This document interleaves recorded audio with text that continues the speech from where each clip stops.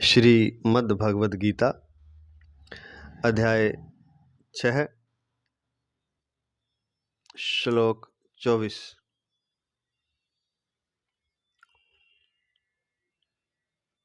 संबंध। पूर्व श्लोक के पूर्वार्ध में भगवान ने जिस योग साध्य रूप समता का वर्णन किया था, उसी योग की प्राप्ति के लिए अब आगे के श्लोक से निर्गुण निराकार के ध्यान का प्रकरण आरंभ करते हैं।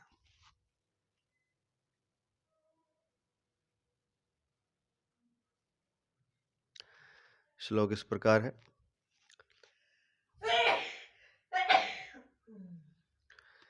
संकल्प प्रभवान् कामान् त्यक्त्वा सर्वान् शेषतः मनसैवेन्द्रियग्रामं विनियम्य समन्ततः। पुनः एक बार श्लोक। संकल्प प्रभवान् कामान् त्यक्त्वा सर्वान् शेषतः मनसैवेन्द्रियग्रामं विनियम्य समन्ततः। संकल्प से उत्पन्न होने वाली संपूर्ण कामनाओं का सर्वथा त्याग करके और मन से ही इंद्रिय समूह को सभी ओर से हटाकर। यहाँ तक, बाकी अगले श्लोक में पढ़ देते हैं। वैसे हटाकर धैर्य युक्त बुद्धि के द्वारा संसार से धीरे धीरे उपराम हो जाए और मन बुद्धि को परमात्म स्वरूप में सम्यक प्रकार से स्थापन करके फिर कुछ भी चिंतन ना करे। तो यहाँ तक ये दूसरा श्लोक था। पहले श्लोक का संकल्प से उत्पन्न होने वाली संपूर्ण कामनाओं का सर्वथा त्याग करके और मन से ही इंद्रिय समूह को सभी ओर से हटाकर। यहाँ तक व्याख्या करने जा रहे हैं। प्रातः स्मरणीय, प्रातः वंदनीय, परम श्रद्धेय भगवत तत्व प्रेम तत्व प्राप्त महापुरुष पूज्य महाराज श्री स्वामी राम सुखदास जी महाराज, उनके ग्रंथ साधक संजीवनी से महाराज जी के चरणों में दंडवत अनंत नमन करते हुए महाराज जी के आशीर्वाद स्वरूप व्याख्या प्रारंभ करते हैं। व्याख्या। जो स्थिति कर्म फल का त्याग करने वाले कर्मयोगी की होती है, छठे अध्याय के पहले से 9वें श्लोक तक, वही स्थिति सगुण साकार भगवान का ध्यान करने वाले छठे अध्याय का 14वां 15वां श्लोक, यानी इसी अध्याय का, वही स्थिति सगुण साकार भगवान का ध्यान करने वाले की तथा अपने स्वरूप का ध्यान करने वाले ध्यान योगी की भी होती है। छठे अध्याय के 18वें से 23वें श्लोक तक। अब निर्गुण निराकार का ध्यान करने वाले की भी यही स्थिति होती है, यह बताने के लिए भगवान आगे का प्रकरण कहते हैं। तो 2-3 बातें आई हैं। तो सबसे पहले तो जो कर्म फल का त्याग करने वाले कर्मयोगी की स्थिति होती है, सेम स्थिति बिल्कुल वैसी ही सगुण साकार भगवान का ध्यान करने वाले की भी होती है। तो कर्मयोग की बात तो इस अध्याय के छठे अध्याय के पहले से 9वें श्लोक तक आई थी, और सगुण साकार भगवान का ध्यान अभी हम बता चुके हैं कल परसों, छठे अध्याय का 14वां 15वां श्लोक था। तो उसकी वही स्थिति होती है। तथा अपने स्वरूप का ध्यान करने वाले, जो ध्यान योगी, जो ध्यान करता है, समाधि की तैयारी करता है, समाधि तक पहुंचता है, उसको ध्यान योगी कहा जाता है। तो जो कि अपने स्वरूप का ध्यान करता है, वो कोई सगुण साकार का नहीं करता, अपने ही स्वरूप का। तथा अपने स्वरूप का ध्यान करने वाले ध्यान योगी की भी होती है वही स्थिति, जो कि छठे अध्याय के 18वें से 23वें श्लोक तक, अर्थात कल तक हम कर चुके हैं। अब निर्गुण निराकार का ध्यान करने वाले की भी वही स्थिति होती है, यह बताने के लिए भगवान आगे का प्रकरण कहते हैं। संकल्प प्रभवान कामान् त्यक्त्वा सर्वान् शेषतः। सर्वान् शेषतः। संसारिक वस्तु, व्यक्ति, पदार्थ, देश, काल, घटना, परिस्थिति आदि को लेकर मन में जो तरह तरह की स्फुरणाएं होती हैं, उन स्फुरणाओं में से जिस स्फुरणा में प्रियता, सुंदरता और आवश्यकता दिखती है, वह स्फुरणा संकल्प का रूप धारण कर लेती है। ऐसे ही जिस स्फुरणा में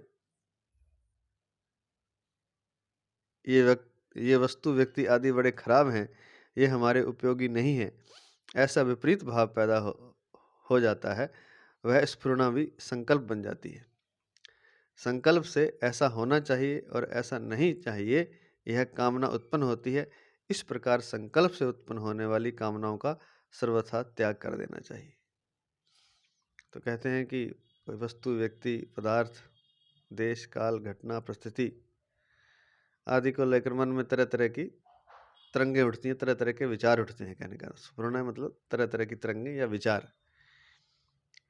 उन स्फुरणों में से जिस स्फुरणा में प्रियता, सुंदरता और आवश्यकता दिखती है, जो स्फुरणा, जो तरंग या जो विचार प्रिय लगता है, सुंदरता है दिखती है, आवश्यकता दिखती है उसकी, ये तीनों चीजें या तो प्रिय लगेगा, या सुंदर लगेगा, या आवश्यकता लगेगी उसकी, तो वह जो स्फुरणा है, वह जो विचार है, वो संकल्प बन जाता है।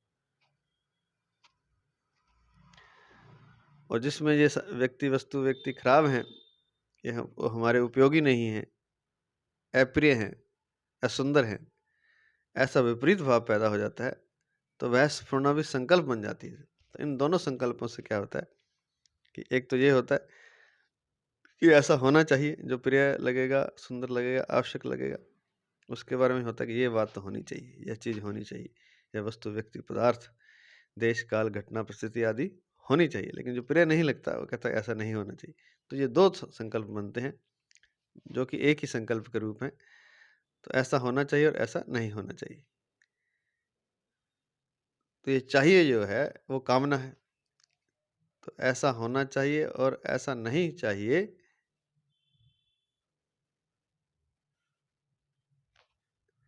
यह कामना उत्पन्न होती है। इस प्रकार संकल्प से उत्पन्न होने वाली कामनाओं का सर्वथा त्याग कर देना चाहिए। तो इस तरह से जो कामना उत्पन्न होती है, अगर साधक को उसका त्याग कर देना चाहिए, पूरी तरह से सर्वथा त्याग कर देना चाहिए, पूरी तरह से त्याग कर देना चाहिए। यहाँ कामान पद बहुवचन में आया है, फिर भी इसके साथ सर्वान पद देने का तात्पर्य है कि कोई भी और किसी भी तरह की कामना नहीं रहनी चाहिए।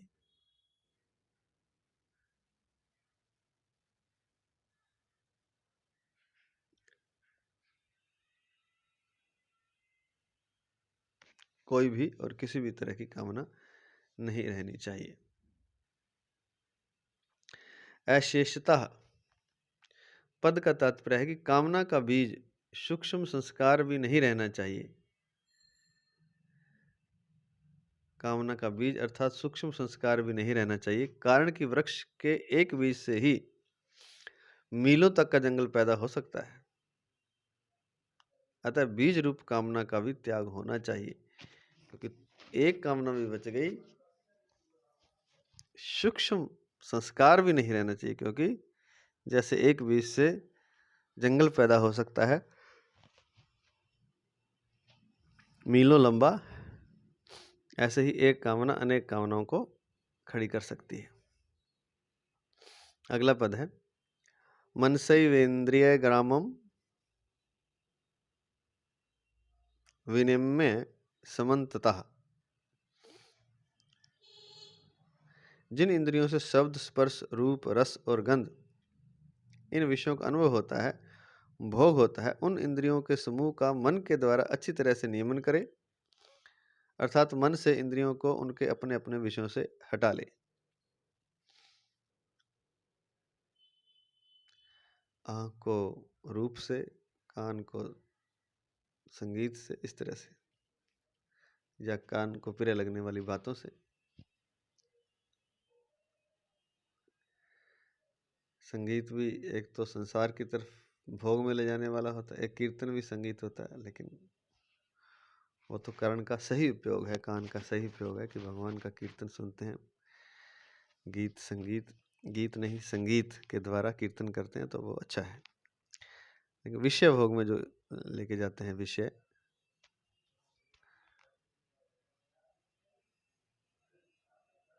उनसे मुक्त होना है, अर्थात मन से इंद्रियों को उनके अपने अपने विषयों से हटा ले। समन्ततः कहने का तात्पर्य है कि मन से शब्द स्पर्श आदि विषयों का चिंतन ना हो और संसारिक मान बढ़ाई आराम आदि की तरफ किंचन मात्र भी खिंचाव ना हो। तो मन से शब्द स्पर्श आदि विषयों का चिंतन ना हो और सामाजिक और संसारिक मान बढ़ाई आराम आदि की तरफ भी खिंचाव ना हो।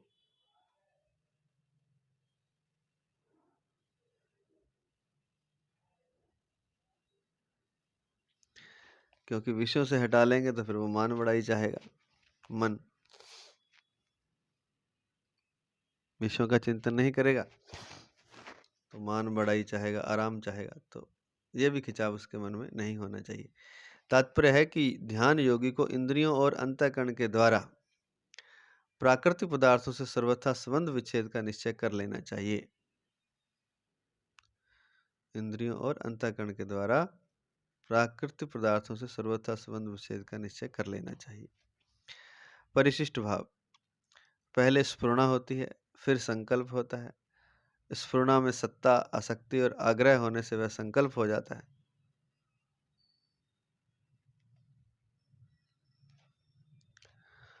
जो बंधन कारक होता है।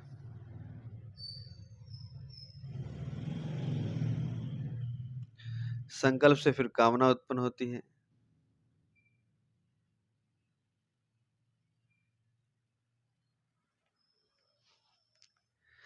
स्फुरणा दर्पण के कांच की तरह है जिसमें चित्र पकड़ा नहीं जाता, परंतु संकल्प कैमरे के कांच की तरह जिसमें चित्र पकड़ा जाता है। बहुत ही सुंदर उदाहरण दिया है। स्फुरणा ऐसे जैसे दर्पण के सामने से कोई वस्तु व्यक्ति निकल गया, उसमें चित्र तो बना लेकिन वो उसमें रहा नहीं, दर्पण पुनः क्लीन हो गया, साफ हो गया। ऐसे ही हमारे जो विचारों की तरंगें ऐसे ही उठती हैं, लेकिन जब हम उसको पकड़ लेते हैं, उस पर मनन कर लेते हैं, विचार कर लेते हैं, उसको संकल्प बना लेते हैं, तो फिर वो कैमरे के कांच की तरह होता है जिसमें चित्र पकड़ा जाता है।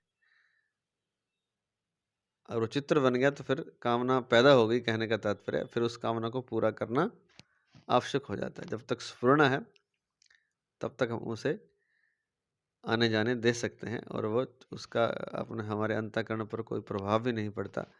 लेकिन जैसे ही वो संकल्प बन गया,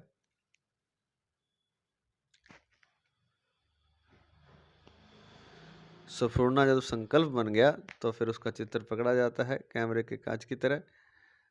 अतः साधक को सावधानी रखनी चाहिए कि स्फुरणा तो हो पर संकल्प ना हो। स्फुरणा हो तो कोई बात नहीं, क्योंकि स्फुरणा तो कुछ भी उठ सकती है मन की भूमि से, पर संकल्प ना हो उसका, क्योंकि फिर कामना पैदा हो जाएगी। क्योंकि संकल्प एक चित्र की तरह भीतर छा जाता है। आगे चलते हैं अगले श्लोक पर। श्लोक नंबर 25, संबंध। पूर्व श्लोक में भगवान ने संपूर्ण कामना का त्याग एवं इंद्रियों का निग्रह करने के निश्चय की बात कही। अब कामनाओं का त्याग और इंद्रियों का निग्रह कैसे करें, इसका उपाय आगे के श्लोक में बताते हैं।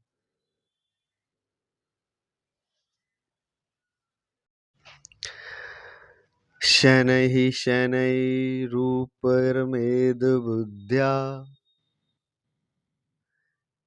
धृतिगृहीतया आत्मसंस्थं मनः कृत्वा न किंचिदपि चिंतेत। धैर्य युक्त बुद्धि के द्वारा संसार से धीरे धीरे उपराम हो जाए और मन बुद्धि को परमात्मा स्वरूप में सम्यक प्रकार से स्थापन करके फिर कुछ भी चिंतन न करे। व्याख्या इस प्रकार है।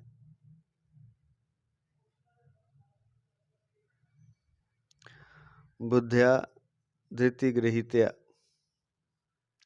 साधन करते करते प्राय साधकों को उकताहट होती है, निराशा होती है कि ध्यान लगाते विचार करते इतने दिन हो गए पर तत्व प्राप्ति नहीं हुई, तो अब क्या होगी, कैसे होगी। इस बात को लेकर भगवान ध्यान योग के साधक को सावधान करते हैं कि उसको ध्यान योग का अभ्यास करते हुए सिद्धि प्राप्त ना हो तो भी उकताना नहीं चाहिए, प्रत्युत धैर्य रखना चाहिए। जैसे सिद्धि प्राप्त होने पर सफलता होने पर धैर्य रहता है, विफलता होने पर भी वैसा ही धैर्य रहना चाहिए कि वर्ष के वर्ष बीत जाएं, शरीर चला जाए तो भी परवाह नहीं, पर तत्व को तो प्राप्त करना ही है, कारण कि इससे बढ़कर दूसरा कोई ऐसा काम नहीं, तत्व को तो प्राप्त करना ही है। स्टार लिख के दिया है नीचे। इहा सने शुष्यतु मे शरीरम त्वग स्थित मानसम त्वग स्थित मानसम प्रलयंच यातु अप्राभ्य बोधम बहुकल्प दुर्लभम नैवासनात् कायमिदम चलिष्यति।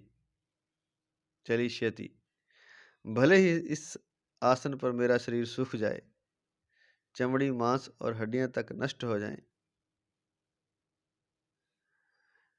किंतु बहुकल्प दुर्लभ बोध प्राप्त किए बिना इस आसन से यह शरीर हिलेगा नहीं।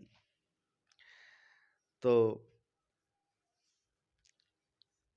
वर्ष के वर्ष बीत जाएं, शरीर चला जाए तो भी परवाह नहीं, पर तत्व को तो प्राप्त करना ही है, ऐसा धैर्य रहना चाहिए, कारण कि इससे बढ़कर दूसरा कोई काम है नहीं, इसलिए इसको समाप्त करके आगे क्या काम करना है। यदि इससे भी बढ़कर कोई काम है तो इसको छोड़ो और उस काम को अभी करो।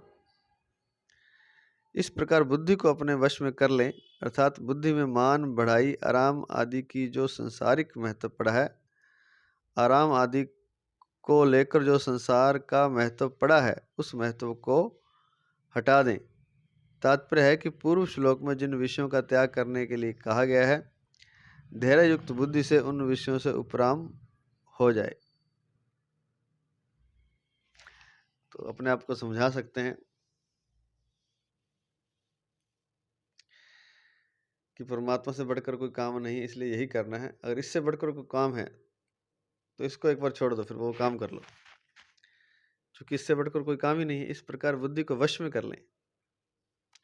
बुद्धि में मान, बढ़ाई, आराम आदि को लेकर संसार का महत्व पड़ा है, उस महत्व को हटा दें। मान, बढ़ाई, आराम आदि से जो भी है उसको हटा दें।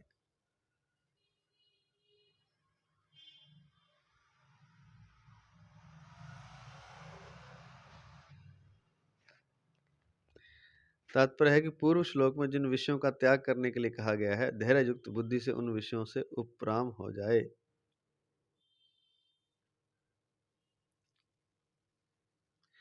शनैः शनैरुपरमेत्, उपराम होने में जल्दबाजी न करे, किंतु धीरे धीरे उपेक्षा करते करते विषयों से उदासीन हो जाए,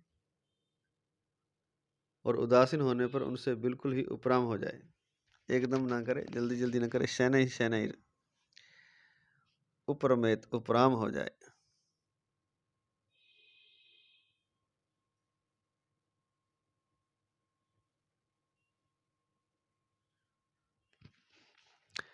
कामनाओं का त्याग और मन से इंद्रिय समूह का संयमन करने के बाद भी यहाँ जो उपराम होने की बात आई है, उसका तात्पर्य है कि किसी त्याज्य वस्तु का त्याग करने पर भी उस त्याज्य वस्तु के साथ आंशिक द्वेष का भाव रह सकता है। उस द्वेष भाव को हटाने के लिए यहाँ उपराम होने की बात कही है।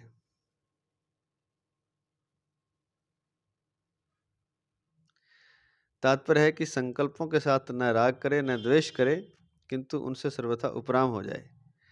यहाँ उपराम होने की बात इसलिए कही गई है कि परमात्मा तत्व मन के कब्जे में नहीं आता, क्योंकि मन प्रकृति का कार्य होने से जब प्रकृति को भी नहीं पकड़ सकता, तो प्रकृति से अतीत परमात्मा तत्व को पकड़ ही कैसे सकता है।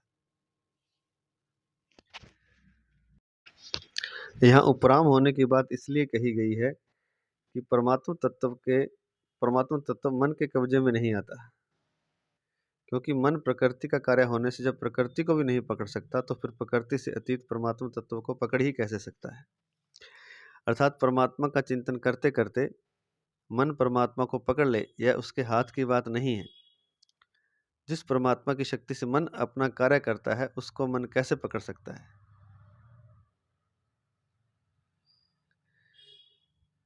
यन मनसा न मनुते येनाहुर्मनो मतम, केनोपनिषद में 1:5 में आया है। जैसे जिस सूर्य के प्रकाश से दीपक, बिजली आदि प्रकाशित होते हैं, वे दीपक आदि सूर्य को कैसे प्रकाशित कर सकते हैं?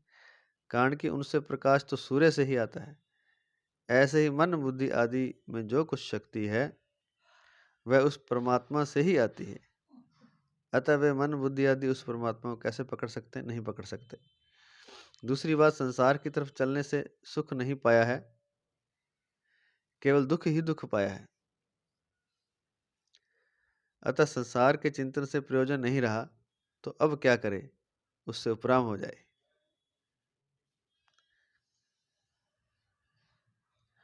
आत्म संस्थम मनः, स्टार लिख के लगाया है नीचे। यहाँ मन शब्द अंतःकरण का वाचक है। आत्म संस्थम मनः कृत्वा, सब जगह एक सच्चिदानंद परमात्मा ही परिपूर्ण है। संकल्पों में पहले और पीछे, अंत में वही परमात्मा है। संकल्प उठता है, उससे पहले और पीछे अर्थात अंत में वही परमात्मा है। सब जगह सच्चिदानंद परमात्मा ही परिपूर्ण है। संकल्पों में भी आधार और प्रकाशक रूप से एक परमात्मा ही परिपूर्ण है। संकल्प भी परमात्मा के आधार से ही उठते हैं। परमात्मा की शक्ति ना तो कैसे उठेंगे? उन संकल्पों में और कोई सत्ता पैदा नहीं हुई, किंतु उनमें सत्ता रूप से वह परमात्मा ही है। ऐसा बुद्धि का दृढ़ निश्चय निर्णय रहे। मन में कोई तरंग पैदा हो तो हो भी जाए,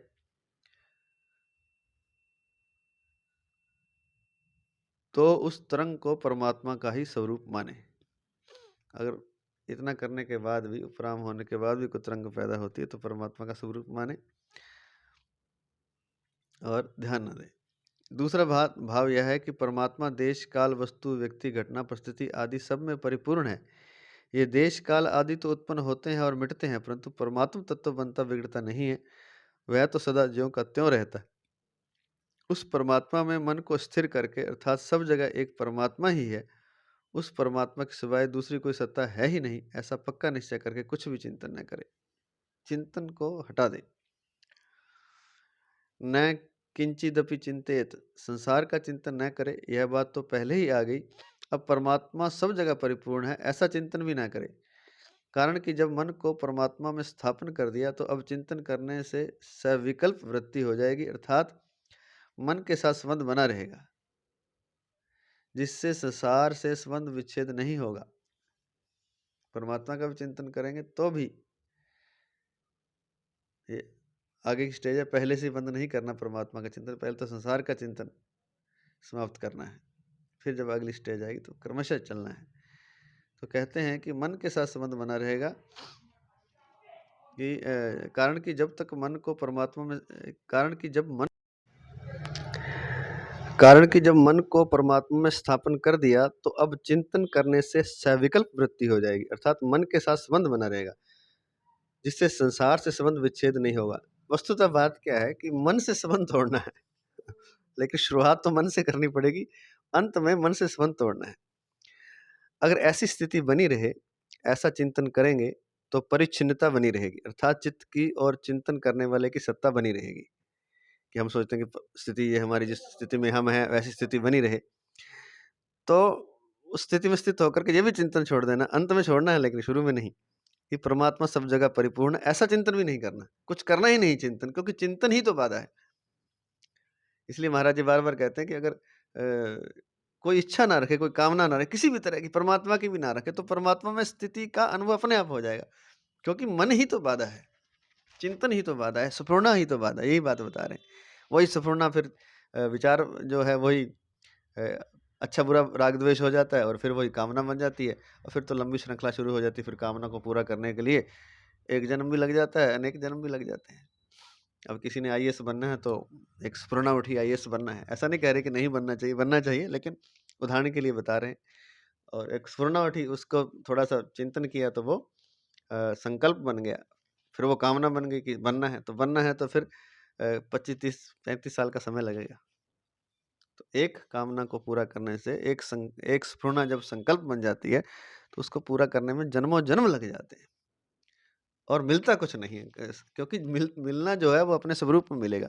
इसलिए मन को हटाना है, तो मन को हटाने से लिए ये बता रहे हैं कि अगर हमारे मन में ऐसा होता है कि परमात्मा की जो स्थिति हमें अनुभव हुआ है, ऐसी स्थिति बनी रहे, ऐसा चिंतन करेंगे, तो परिच्छिन्नता बनी रहेगी, अर्थात चित्त की और चिंतन करने वाले की सत्ता बनी रहेगी। अतः सब जगह एक परमात्मा ही परिपूर्ण है, ऐसा दृढ़ निश्चय करने के बाद किसी प्रकार का किंचन मात्र भी चिंतन न करे। एक बार दृढ़ निश्चय कर ले कि परमात्मा परिपूर्ण है, फिर चिंतन ना करे। इस प्रकार उपराम होने से स्वतः सिद्ध स्वरूप का अनुभव हो जाएगा, जिसका वर्णन पहले 22वें श्लोक में हुआ है। ध्यान संबंधी मार्मिक बात।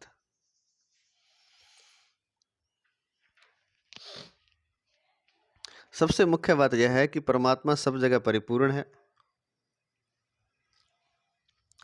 सब देश में, सब काल में, संपूर्ण वस्तुओं में, संपूर्ण व्यक्तियों में, संपूर्ण घटनाओं में और संपूर्ण क्रियाओं में परमात्मा साकार, निराकार आदि सब रूपों से सदा ज्यों का त्यों विराजमान है। साकार रूप में भी और निराकार, सब जितने भी परमात्मा के रूप में, हर जगह वस्तु, व्यक्ति, सब जगह, काल, घटनाओं में, क्रियाओं में, सब जगह परमात्मा साकार, निराकार आदि सब रूपों से सदा ज्यों का त्यों, सदा है और ज्यों का त्यों विराजमान है।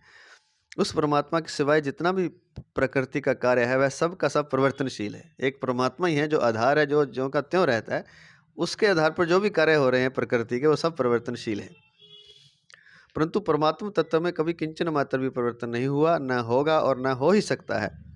उस परमात्मा का ध्यान ऐसे किया जाए कि जैसे कोई मनुष्य समुद्र में गहरा उतर जाए तो जहाँ तक दृष्टि जाती है वहाँ तक जल ही जल दिखता है। नीचे देखो तो भी जल है, ऊपर देखो तो भी जल है, चारों तरफ जल ही जल परिपूर्ण है। इस तरह जहाँ स्वयं अपने आप को एक जगह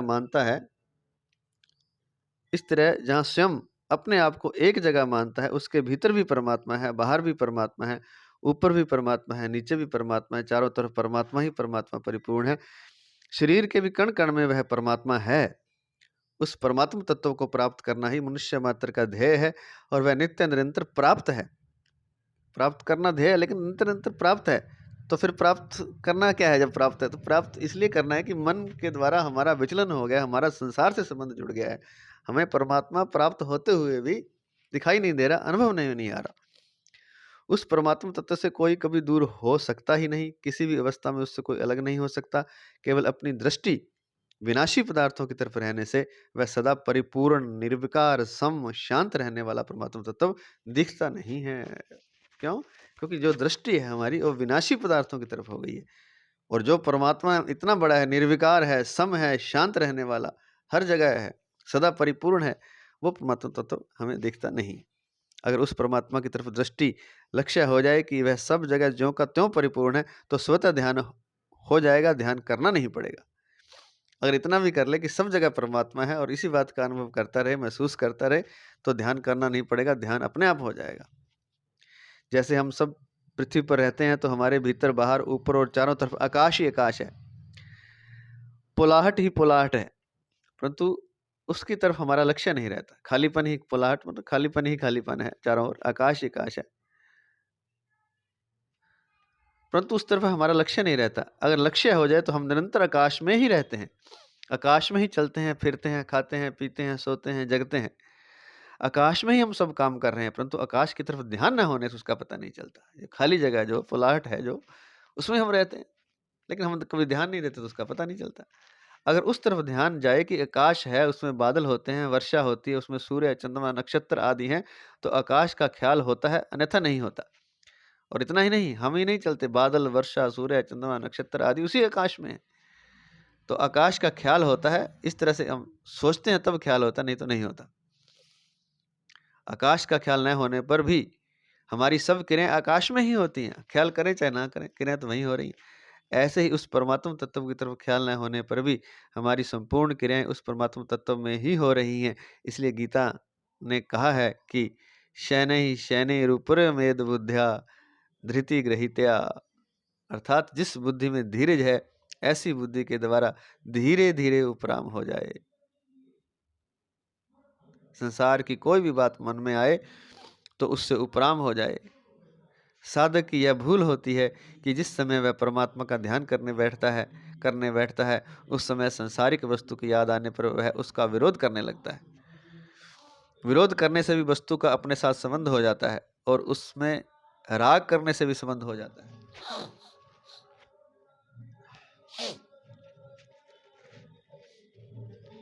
अतः न तो उसका विरोध करें और न उसमें राग करें, उसकी उपेक्षा करें, उससे उदासीन हो जाएं, बेपरवाह हो जाएं।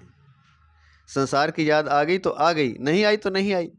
इस बेपरवाही से संसार के साथ संबंध नहीं जुड़ेगा। बेपरवाह रहें, ना विरोध करें ना राग करें, कुछ ना करें, तटस्थ रहें, उपेक्षा कर दें, उदासीन हो जाएं। इस बेपरवाही के साथ इस बेपरवाही से संसार के साथ संबंध नहीं जुड़ेगा। अतः भगवान कहते हैं कि उससे उदासीन ही नहीं उपराम हो जाए। शनैः शनैः उपरमेत, उपराम हो जाए।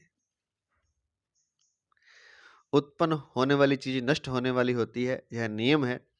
अतः संसार का कितना ही संकल्प विकल्प हो जाए वह सब नष्ट हो रहा है। इसलिए उसको रखने की चेष्टा करना भी गलती है और नाश करने का उद्योग करना भी गलती है। संसार तो अपने आप नाश हो रहा है। कितनी बड़ी चीज पालो आप, संसार का सारा खजाना पालो तो भी नाश हो जाएगा।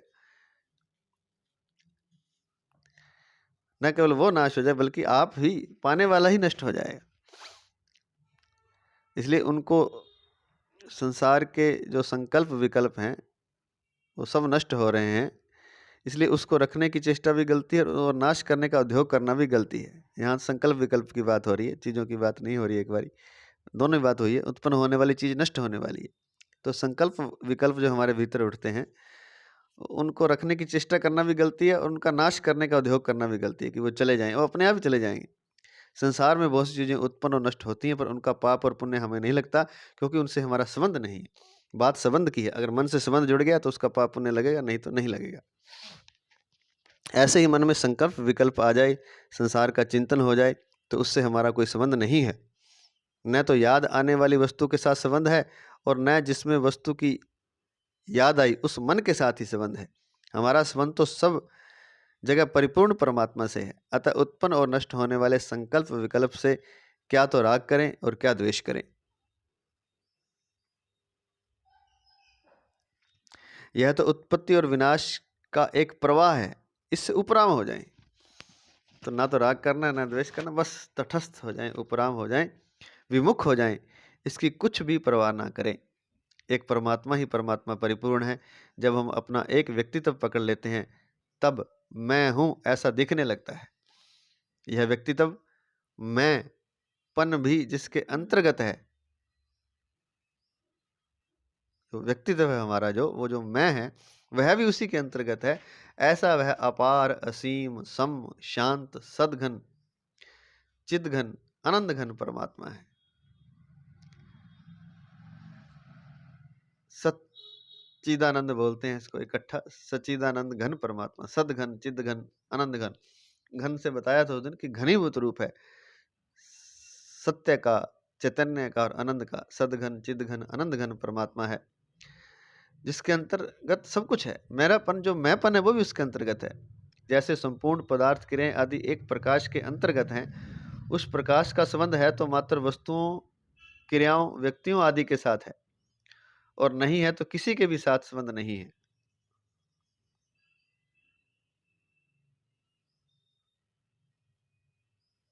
प्रकाश अपनी जगह ज्यों का त्यों स्थित है। उसमें कई वस्तुएं आती जाती रहती हैं, कई क्रियाएं होती रहती हैं, किंतु प्रकाश में कुछ भी फर्क नहीं पड़ता। ऐसे ही प्रकाश स्वरूप परमात्मा के साथ किसी भी वस्तु क्रिया आदि का कोई संबंध नहीं है। संबंध है तो संपूर्ण के साथ संबंध है।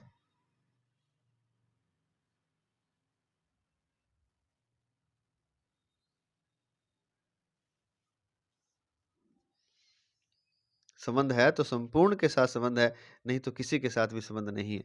ये वस्तु, क्रिया आदि सब उत्पत्ति विनाशशील हैं, विनाश वाली हैं, और वह परमात्मा अनुत्पन्न तत्व है। उस परमात्मा में स्थित होकर कुछ भी चिंतन न करें। ये वस्तु, क्रिया आदि सब जितना भी हमें दिख रहा है, सब परमात्मा के सिवाय सब कुछ उत्पत्ति विनाश होने वाला है। वह परमात्मा अनुत्पन्न तत्व है, वो कभी ना उत्पन्न होता है ना विनाश होता है। उस परमात्मा में स्थित होकर कुछ भी चिंतन ना करें, उसी में स्थित हैं आप। और जो पीछे एक प्रक्रिया बताई है अगर ध्यान योग की, उस तरह से अगर आप परमात्मा में स्थित भी हो जाते हैं तो कुछ चिंतन ना करें। एक चिंतन करते हैं और एक चिंतन होता है। चिंतन करें नहीं, और अपने आप को चिंतन हो जाए तो उसके साथ अपना संबंध न जोड़ें, तटस्थ रहें। वास्तव में हम तटस्थ ही हैं, क्योंकि संकल्प विकल्प तो उत्पन्न और नष्ट होते हैं, पर हम रहते हैं। इसलिए रहने वाले स्वरूप में ही रहें और संकल्प विकल्प की उपेक्षा कर दें, तो हमारे पर वह अर्थात संकल्प विकल्प लागू नहीं होगा। उपेक्षा कर दें। साधक एक गलती करता है कि जब उसको संसार याद आता है तब वह उससे द्वेष करता है कि इसको हटाओ, इसको मिटाओ। ऐसा करने से संसार के साथ विशेष संबंध जुड़ जाता है, इसलिए उसको हटाने का कोई उद्योग न करें। प्रत्युत ऐसा विचार करें कि जो संकल्प विकल्प होते हैं उनमें भी वह परमात्मा तत्व ओतप्रोत है।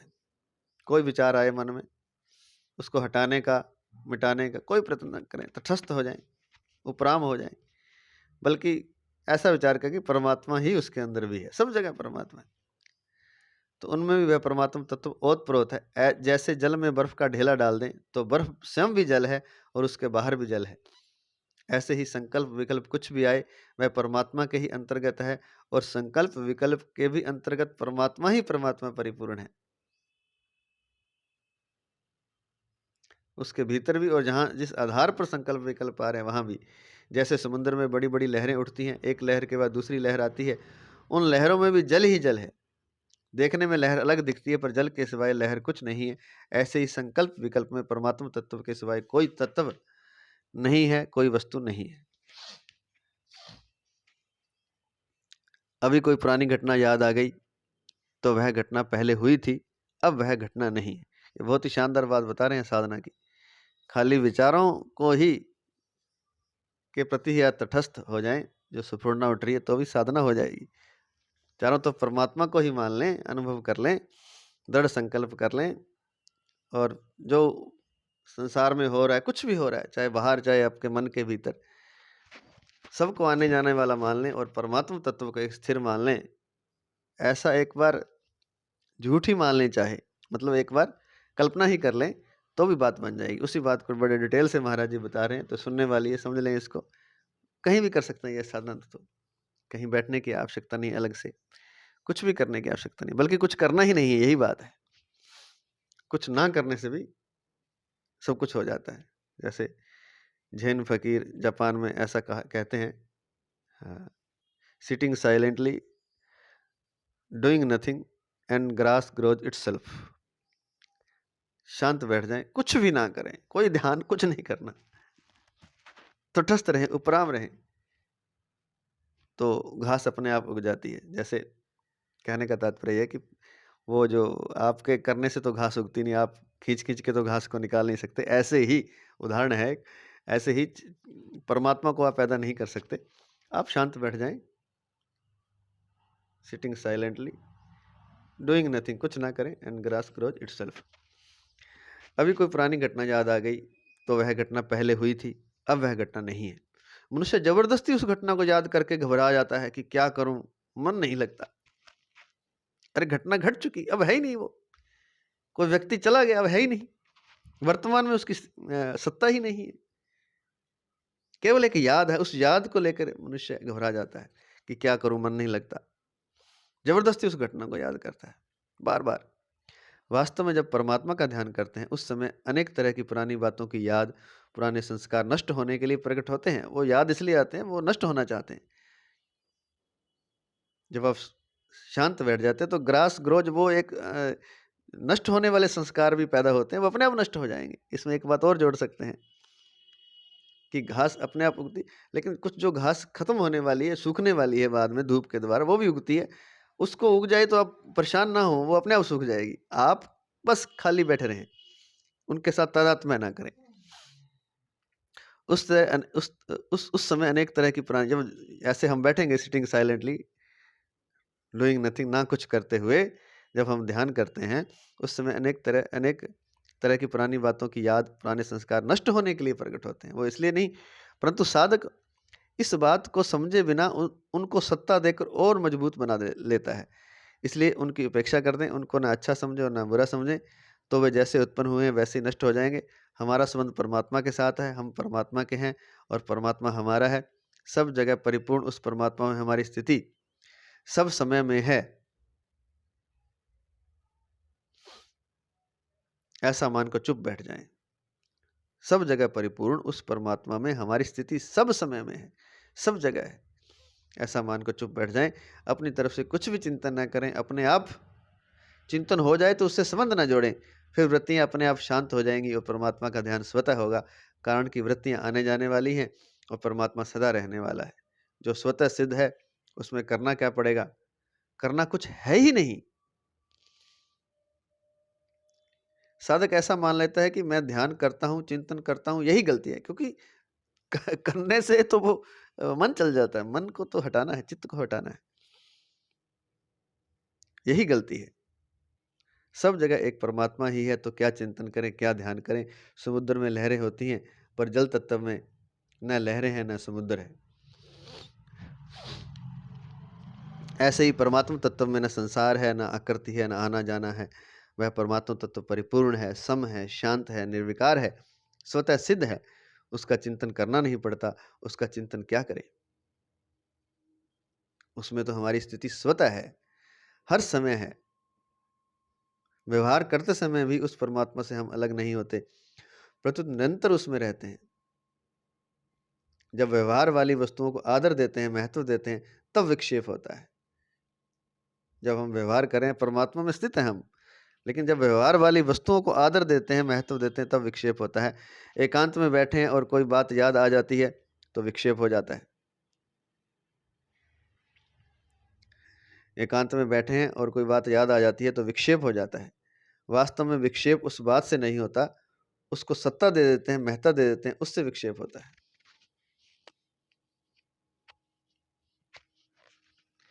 कोई बात याद आ गई, उससे विक्षेप नहीं होता, लेकिन उसके साथ हम जुड़ जाते हैं, उसको सत्ता दे देते हैं, महत्व दे देते हैं, उससे विक्षेप होता है। जैसे आकाश में बादल आते हैं और शांत हो जाते हैं, ऐसे ही मन में कई स्फुरणाएं आती हैं और शांत हो जाती हैं। आकाश में कितने ही बादल आएं और चले जाएं, पर आकाश में कुछ परिवर्तन नहीं होता, वह ज्यों का त्यों रहता है। ऐसे ही ध्यान के समय कुछ याद आए अथवा ना आए, परमात्मा ज्यों का त्यों परिपूर्ण रहता है। कुछ याद आए तो उसमें भी परमात्मा है, और कुछ याद ना आए तो उसमें भी परमात्मा है। देखने में, सुनने में, समझने में जो कुछ आ जाए, उन सब के बाहर भी परमात्मा है और सबके भीतर भी परमात्मा है। चर और अचर जो कुछ है वह भी परमात्मा ही है। दूर से दूर भी परमात्मा है और नजदीक से नजदीक भी परमात्मा है, परंतु अत्यंत सूक्ष्म होने से वह बुद्धि के अंतर्गत नहीं आता। गीता 13वें अध्याय का 15वां श्लोक। ऐसा वह परमात्मा सदघन, चिदघन, आनंद घन है। सब जगह पूर्ण आनंद, अपार आनंद, सम आनंद, शांत आनंद, घन आनंद, अचल आनंद, अटल आनंद, आनंद ही आनंद है। सब जगह पूर्ण आनंद, अपार आनंद, सम आनंद, शांत आनंद, घन आनंद, अचल आनंद, अटल आनंद, आनंद ही आनंद है। ये केवल बस महसूस करना, कुछ करना नहीं है बस, बल्कि कुछ छोड़ देंगे तो अपने आप अनुभव हो जाएगा, ऐसा महाराज जी कह रहे हैं। एकांत में ध्यान करने के सिवाय दूसरे समय कार्य करते हुए भी ऐसा समझें कि परमात्मा सब में परिपूर्ण है। एकांत में ध्यान करने के सिवाय दूसरे समय कार्य करते हुए भी ऐसा समझें कि परमात्मा सब में परिपूर्ण है। कार्य करते हुए सावधान होकर परमात्मा की सत्ता मानेंगे तो ध्यान के समय बड़ी सहायता मिलेगी। कार्य करते हुए सावधान होकर परमात्मा की सत्ता मानेंगे तो ध्यान के समय बड़ी सहायता मिलेगी। और ध्यान के समय संकल्प विकल्प की उपेक्षा करके परमात्मा में अटल स्थित रहेंगे तो व्यवहार करते समय परमात्मा के चिंतन में बड़ी सहायता मिलेगी। बड़ी महत्वपूर्ण बात बता रहे हैं। कार्य करते हुए सावधान होकर परमात्मा की सत्ता मानेंगे, सत्ता मान लेंगे तो ध्यान के समय बड़ी सहायता मिलेगी। और ध्यान के समय संकल्प विकल्प की उपेक्षा करके परमात्मा में अटल स्थित रहेंगे तो व्यवहार करते समय परमात्मा के चिंतन में बड़ी सहायता मिलेगी। जो साधक होता है वह घंटे 2 घंटे नहीं, आठों पहर साधक होता है। यानी कि घंटा 2 घंटा ध्यान कर लिया, इसका मतलब ये नहीं कि वो काम ना करे, वो काम करे। उसी के लिए तो बता रहे हैं कि जब व्यवहार करे तब भी सत्ता परमात्मा की मान के चले वो, तो ध्यान के समय सहायता मिलेगी। और ध्यान के समय विचारों को अलग छोड़ दे और परमात्मा में अटल स्थित रहे तो व्यवहार के समय सहायता मिलेगी। इस तरह 24 घंटे ही साधना हो जाएगी। तो जो साधक होता है वह घंटे 2 घंटे नहीं, आठों पहर साधक होता है। जैसे ब्राह्मण अपने ब्राह्मणपन में निरंतर स्थित रहता है, ऐसे ही मात्र जीव परमात्मा में निरंतर स्थित रहते हैं। ब्राह्मण तो पैदा होता है पर परमात्मा पैदा नहीं होता, परंतु काम धंधा करते हुए पदार्थों की, क्रियाओं की, व्यक्तियों की तरफ वृत्ति रहने से उन सब में परिपूर्ण परमात्मा दिखता नहीं। इसलिए एकांत में बैठकर ध्यान करते समय और व्यवहार काल में कार्य करते समय साधक की दृष्टि इस तरफ रहनी चाहिए कि सब देश काल वस्तु व्यक्ति घटना क्रिया आदि में एक परमात्म तत्व ही ज्यों का त्यों परिपूर्ण है, उसी में स्थित रहे और कुछ भी चिंतन ना करे।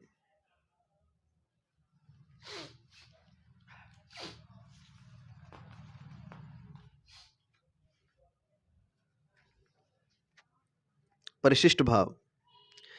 ध्यान योग के 2 प्रकार हैं। नंबर 1 मन को एकाग्र करना और नंबर 2 विवेक पूर्वक मन से संबंध विच्छेद करना।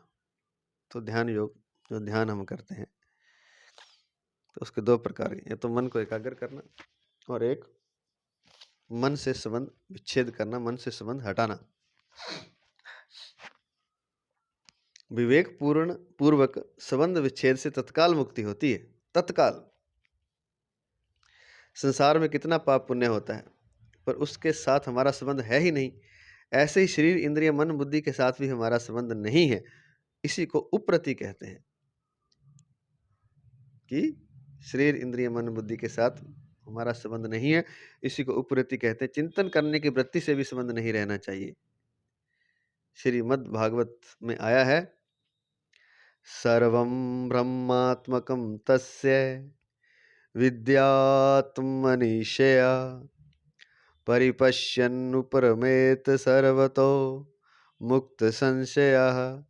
श्रीमद् भागवत महापुराण 11:29-18 में आया है। अच्छा, 18 अर्थात 11वें स्कंद के 29वें अध्याय के 18वें श्लोक में आया है। पूर्वोक्त साधन मन वाणी शरीर की सभी क्रियाओं से परमात्मा की उपासना करने वाले भक्त का सब कुछ परमात्मा स्वरूप ही है, ऐसा निश्चय हो जाता है। जो अभी जो बताया है उसके बारे में बता रहे हैं। जो अभी साधन बताया है कि सब जगह परमात्मा को देखे, तो ऐसा जो भक्त है मन वाणी शरीर सभी क्रियाओं से परमात्मा की उपासना करने वाले भक्त का सब कुछ परमात्मा स्वरूप ही है, ऐसा निश्चय हो जाता है।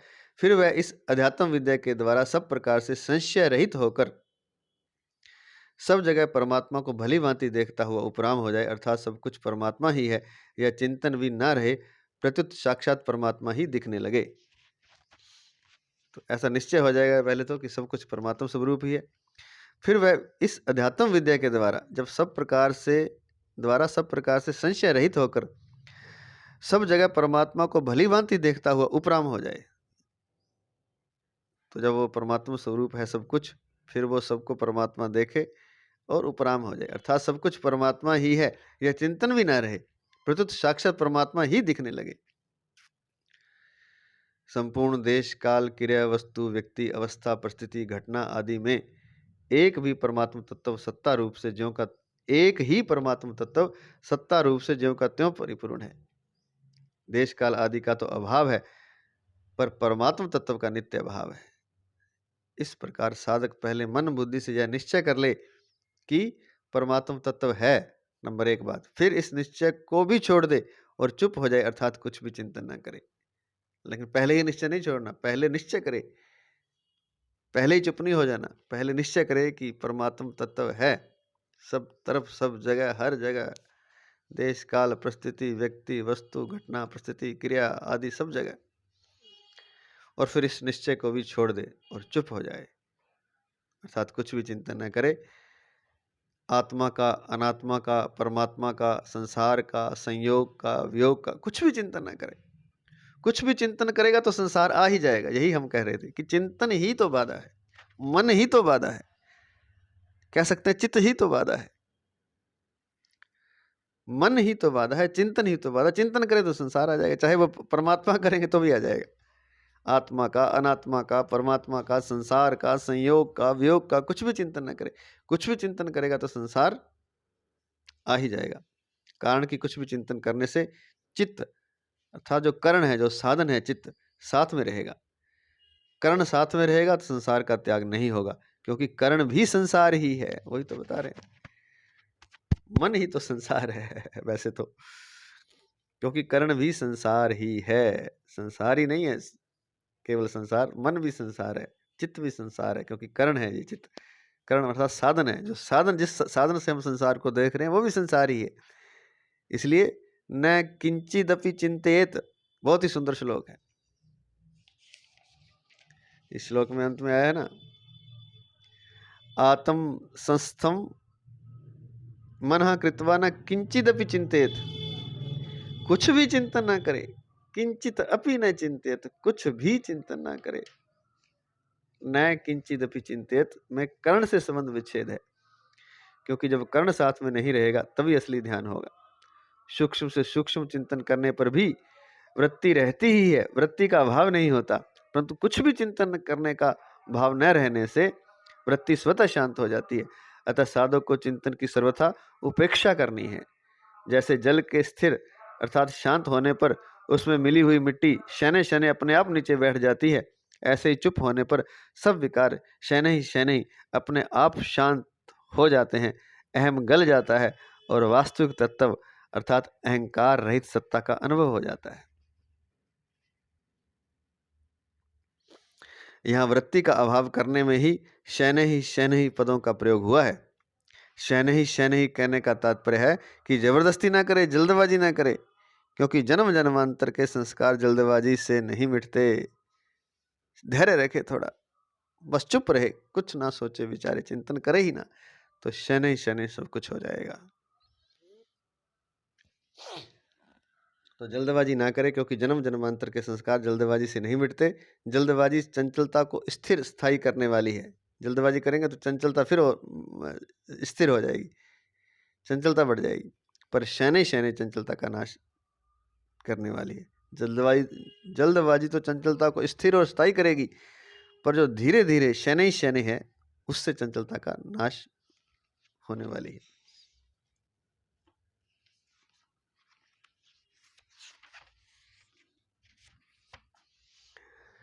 धीरे धीरे चंचलता अपने आप सहजता से जब करेंगे तो चंचलता का नाश हो जाएगा। शनै अर्थात धीरे धीरे।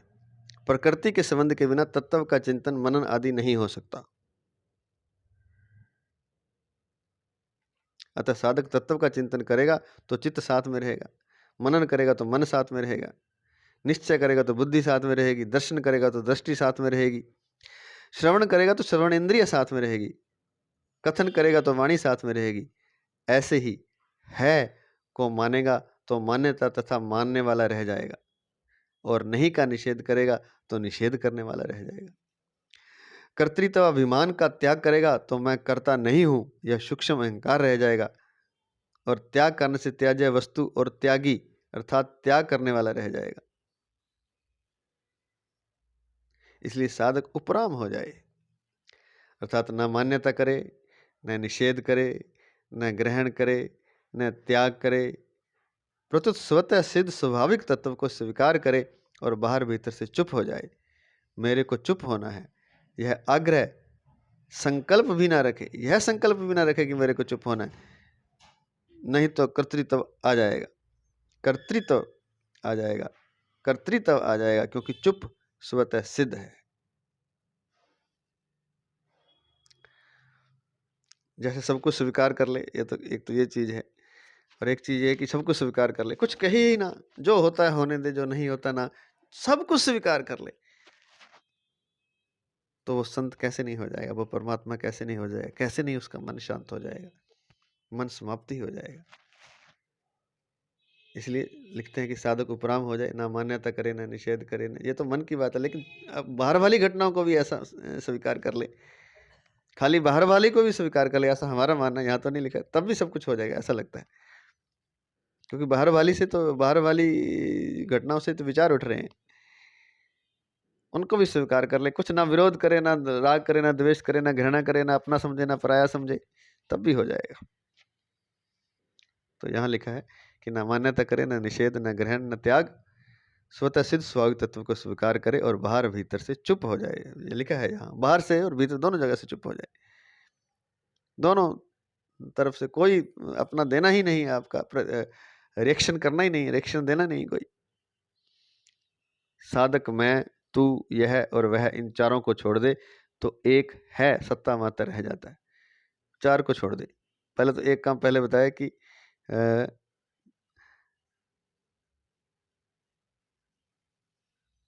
मेरे को चुप होना है, लेकिन ये आग्रह न रखे, बस चुप हो जाए। और चार बातें बताई, इनको कर ले, मैं, तू, यह, वह, इन चारों को छोड़ दे तो अपने आप एक सत्ता परमात्मा की रह जाएगी, सत्ता मात्र रह जाता है।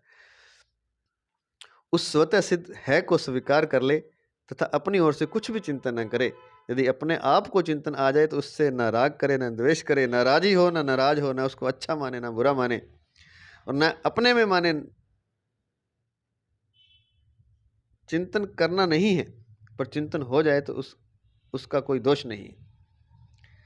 अर्थात न उसको अच्छा माने, न बुरा माने, न अपने में माने। चिंतन भी अपने में नहीं हुआ है, हुआ तो आपके द्वारा, लेकिन बस ये माने ना, क्या माने कि क्योंकि अपने अंदर भी तो परमात्मा, तो चिंतन हुआ परमात्मा में है, तो न अच्छा माने, न बुरा, और न अपने में माने। चिंतन करना नहीं है, पर चिंतन हो जाए तो उसका कोई दोष नहीं है। बहुत ही शानदार बात लिखी है। चिंतन करना नहीं हो जाए तो आपका कोई दोष नहीं है, अपना दोष ना माने, क्योंकि अपने में ना माने उसको, कहाँ माने, पर परमात्मा ही है सब जगह, परमात्मा नहीं उठाया, परमात्मा में से ही उठाया। चिंतन हो जाए तो उसका कोई दोष नहीं है। अपने आप हवा बहती है, सर्दी गर्मी आती है, वर्षा होती है, तो उसका हमें कोई दोष नहीं लगता, क्योंकि उसके साथ हमारा कोई संबंध ही नहीं है। दोष तो जड़ता से संबंध जोड़ने से लगता है। अतः चिंतन हो जाए तो उसकी उपेक्षा रखे, उसके साथ अपने को मिलाए नहीं। अर्थात ऐसा ना माने कि मैं चिंतन करता हूँ और चिंतन मेरे में होता है। चिंतन मन में होता है और मन के साथ मेरा कोई संबंध नहीं है, बस ऐसा माने। ऐसा ना माने कि मैं चिंतन करता हूँ, चिंतन मेरे में होता है। चिंतन मन में होता है और मन के साथ मेरा कोई संबंध नहीं। आत्म संस्थम मनः कृत्वा में मन शब्द बुद्धि का वाचक है, क्योंकि चंचलता मन में और स्थिरता बुद्धि में होती है।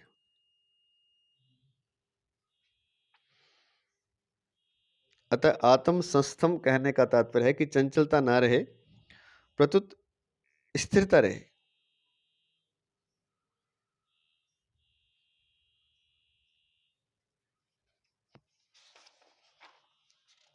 जैसे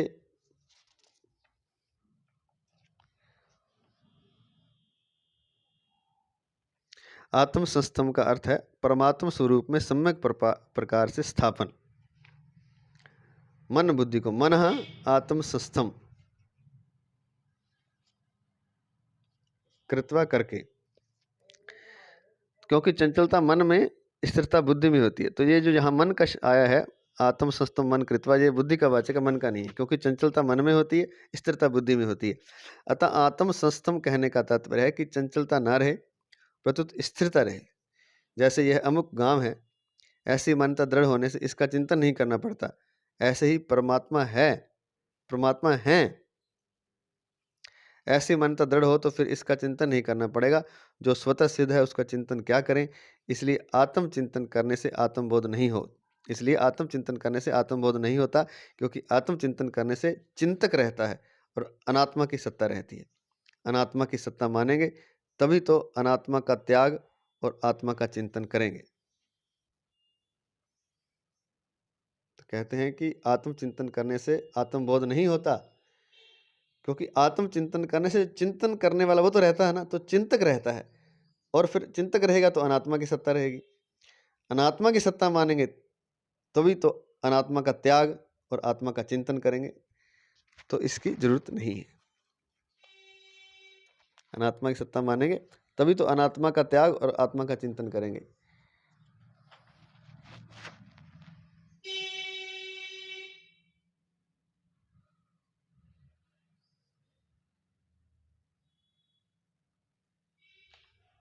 तो चिंतन मात्र नहीं करना है।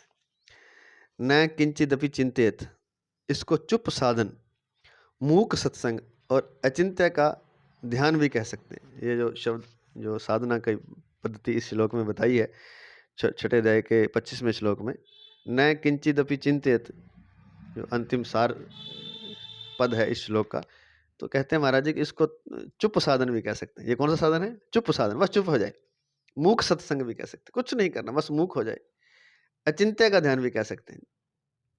इसमें ना तो स्थूल शरीर की क्रिया है, ना सूक्ष्म शरीर का चिंतन है, और ना कारण शरीर की स्थिरता है। तीनों की इसमें आवश्यकता नहीं है। इसमें ना तो स्थूल शरीर की क्रिया है कोई, ना सूक्ष्म शरीर का चिंतन है, और ना कारण शरीर की स्थिरता है, क्योंकि कुछ करना ही नहीं आपने। इसमें इंद्रियां भी चुप है, मन भी चुप है, बुद्धि भी चुप है, अर्थात शरीर, इंद्रिया, मन, बुद्धि की कोई क्रिया नहीं है, सभी चुप हैं, कोई बोलता नहीं। जो देखना था वह देख लिया, सुनना था वह सुन लिया, बोलना था वह बोल लिया, करना था वह कर लिया। अब कुछ भी देखने, सुनने, बोलने, करने आदि की रुचि नहीं रही। ऐसा होने पर ही चुप साधन होता है। यह चुप साधन समाधि से भी ऊंचा है, क्योंकि इसमें बुद्धि और अहम से संबंध विच्छेद है। समाधि में तो लय, विक्षेप, कषाय और रसास्वाद, ये 4 दोष अर्थात विघ्न रहते हैं, पर चुप साधन में ये दोष नहीं रहते। चुप साधन वृत्ति रहित है। तो चुप साधन सर्वश्रेष्ठ बताया है, और ये 25वां श्लोक है, इसमें सारी डिटेल से, विस्तार से बता दिया कि चुप साधन कैसे करना है। तो मन से चिंतन ही नहीं करना, बस चुप हो जाए। पुनः सुन लें, सभी चुप है, कोई बोलता नहीं। जो देखना था वह देख लिया। इंद्रियां भी चुप हैं, मन भी चुप है, बुद्धि भी चुप है। शरीर, इंद्रिय, मन, बुद्धि की कोई क्रिया नहीं है, सभी चुप हैं, कोई बोलता नहीं। जो देखना था वह देख लिया, सुनना था वह सुन लिया, बोलना था वह बोल लिया। है क्या यहाँ? बोलना था वह बोल लिया, करना था वह कर लिया। अब कुछ भी देखने, सुनने, बोलने, करने की आदि की रुचि नहीं, क्योंकि है क्या देखने, सुनने, बोलने के लिए यहाँ पर, और उससे मिलता क्या है? मिलता तो कुछ नहीं। मिलती है उलझन, मिलती है भटकन, मिलते हैं दुख। तो इसलिए अब कुछ भी देखने, सुनने, बोलने, करने आदि की रुचि नहीं है। ऐसा होने पर ही चुप साधन होता है। यह चुप साधन समाधि से भी ऊंचा है, क्योंकि इसमें बुद्धि और अहम से संबंध विच्छेद है। ना तो इसमें बुद्धि का काम है, ना अहम का काम है, इसलिए उनसे संबंध विच्छेद है। समाधि में तो लय, विक्षेप, कषाय और रसास्वाद, ये 4 दोष अर्थात विघ्न रहते हैं, पर चुप साधन में ये दोष नहीं रहते। चुप साधन वृत्ति रहित, उसमें कोई वृत्ति नहीं है। चुप साधन वृत्ति रहित है। आज इतना ही। जय श्री कृष्ण, जय श्री कृष्ण, जय श्री कृष्ण।